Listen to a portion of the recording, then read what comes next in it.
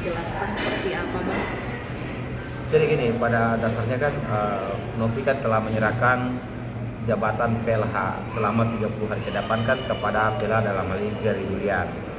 Ya kan, setelah menyerahkan ke Jerry Julian, memang kan pasti ada perintah-perintah yang baru dari Mas Jerry ya.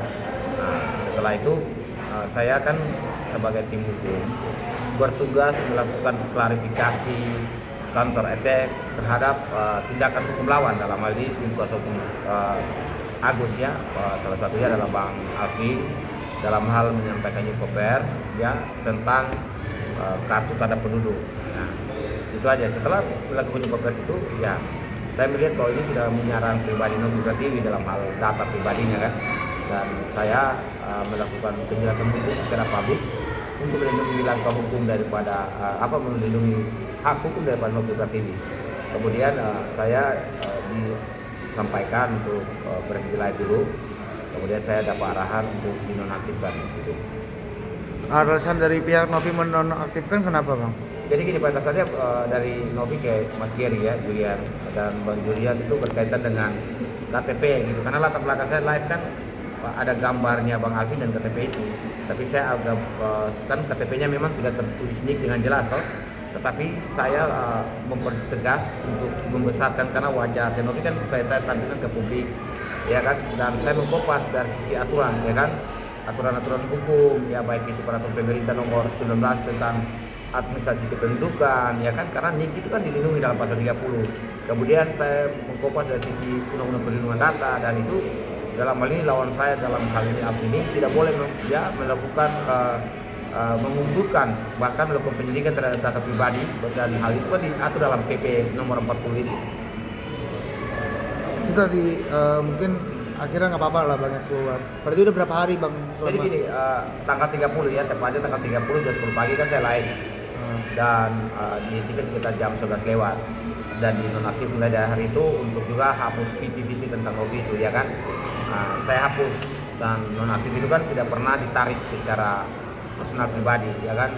Dan saya berasa bahwa kalau memang saya dihentikan dalam hal itu tidak bersuara keadilan untuk Novi Pratiwi dalam hal ini dinonaktifkan ya, saya juga kan padat ya kan, tiketan saya kan banyak, apalagi teman-teman ya Novi juga kan dihadir oleh orang profesional ya kan, dalam hal ini setara itu dan teman-teman, dan saya rasa bahwa saya harus menyatakan mundur diri, fokus kepada profesi saya, tetapi saya mundur dengan catatan itu tetap menjaga harkat dan martabat Novi Pratiwi ya, sebagai orang yang pernah ya dimana dipercayakan sebagai penerima kuasa.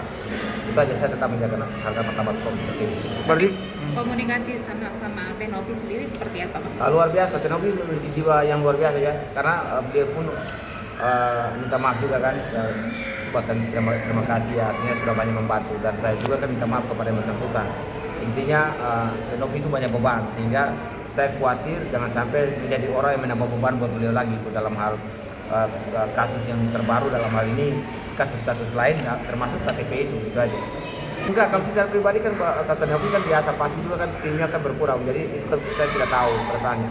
Tapi pada dasarnya saya merasa bahwa walaupun saya keluar, saya tetap apabila ditanya soal hukum, hak hukum Novi saya tetap memberikan pandangan hukum.